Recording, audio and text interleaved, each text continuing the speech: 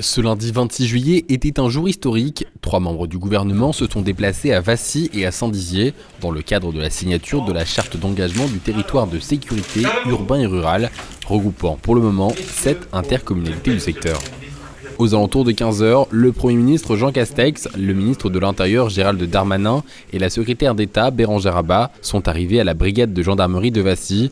Le général Bruno Louvet a alors exposé les différentes interventions marquantes des forces de l'ordre, notamment lors du mouvement des Gilets jaunes en hiver 2018, ainsi que les problématiques dans le secteur rural.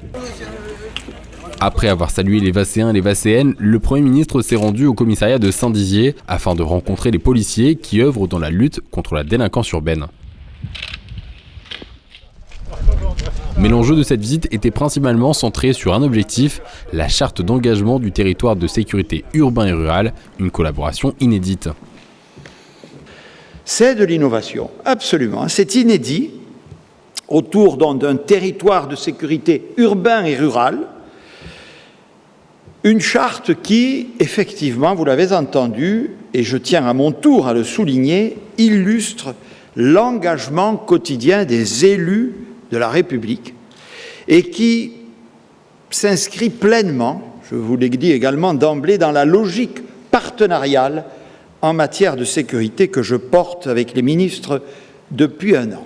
Durant son discours en direct de la salle des Fuseaux, Jean Castex a fait des annonces importantes. La création de 885 emplois dans les forces de l'ordre d'ici 2022 à l'échelle nationale, 900 millions d'euros supplémentaires pour le budget du ministère de l'Intérieur, le renfort confirmé de 5 policiers à Saint-Dizier et la création d'un peloton de surveillance et d'intervention interdépartementale comprenant 12 gendarmes à Saint-Dizier.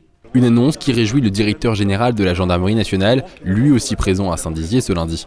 Moi j'ai un avis très positif sur ce qu'on a vu, sur ce qui est en train de se passer. Je pense que c'est une volonté des préfets, des élus, d'avoir quelque chose de nouveau. C'est vrai qu'un psy interdépartemental, c'est une nouveauté, et moi je suis là pour fournir les moyens pour que les choses puissent se passer dans les meilleures conditions.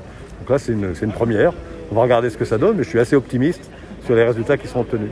Cela faisait 10 ans qu'un Premier ministre n'avait pas circulé dans les rues Bragardes. Cette visite officielle concrétise donc le travail mené en collaboration avec les élus du Triangle, notamment depuis un an, en termes de sécurité. C'est une chance pour nous au niveau des... Voilà, c'est notre autoroute à nous, et c'est aussi une chance pour les délinquants. Et ça, il faut qu'on sache le gérer. Il y a de la sécurité qui doit être traitée localement par des gendarmes dédiés à ça. Comme on a pour des autoroutes, vous avez toujours une unité de gendarmerie dédiée à une autoroute. C'est rare d'une manière générale, et c'est encore plus rare, c'est sans doute même une première nationale sur les problèmes de sécurité. Voilà. Et la visio-surveillance, elle va faire prendre conscience à tous les maires qui n'avaient pas encore cette conscience que le bassin de délinquance, il est commun. La délinquance, elle ne s'arrête pas à la commune, elle concerne aussi la commune voisine. Donc ça vaut peut-être le coup de se parler et de travailler ensemble. Après avoir passé une bonne partie de l'après-midi dans la cité Bragarde, les ministres ont repris le chemin vers la capitale aux alentours de 19h. Le ministre de l'Intérieur, lui, était attendu dans le Val-de-Marne, où un policier a été brûlé par une attaque de mortier ce dimanche, une preuve que la sécurité publique doit encore être travaillée.